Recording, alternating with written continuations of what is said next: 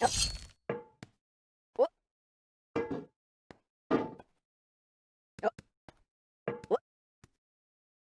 no feeling more intense than starting over. If you've broken your Scratch project moments after you've shared it, as I have, or you've spent hours working on a project only to notice too late that one of your sprites has unexplainably gone missing. If you've made use of that difficult to name thing of thing block within the sensing category, amazingly useful but capable, due to a Scratch bug, of leaving you crying as it dumps all your scripts in one big unordered heap. If you've made real progress coding a game over the course of the week, only to come back the next day to discover you weren't even logged in, nothing has been saving. Starting over is harder than starting up. If you're not ready for that, like if you've already had a bad day at school, then what you're about to go through may be too much. Feel free to go away and come back. I'll be here. Alright, thanks for coming with me on this trip. I'll understand if you need to take a break at any point. Just find a safe place to stop and remember to pause the game by pressing P. On Scratch you can find loads of remixed or reimagined recreations of existing games, and with good reason.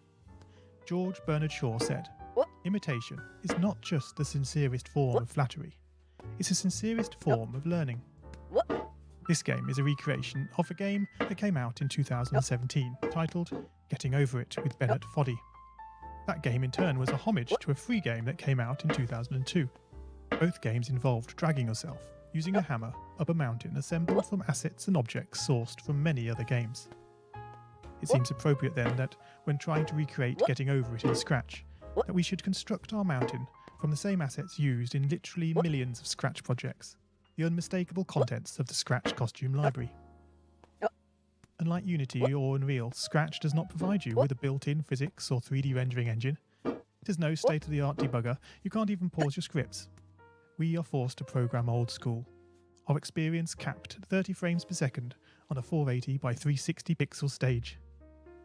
But these very restrictions force us to experiment, to think out of the box, to grow as developers as we become masters of all things Scratch. And let's not forget, what we lack in technology, we make up for in community.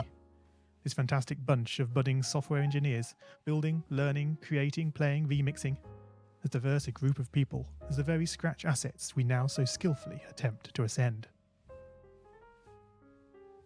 The act of climbing, in the digital world or in the real world, has certain essential properties that give the game its flavour. No amount of forward progress is guaranteed. When you start Getting Over It,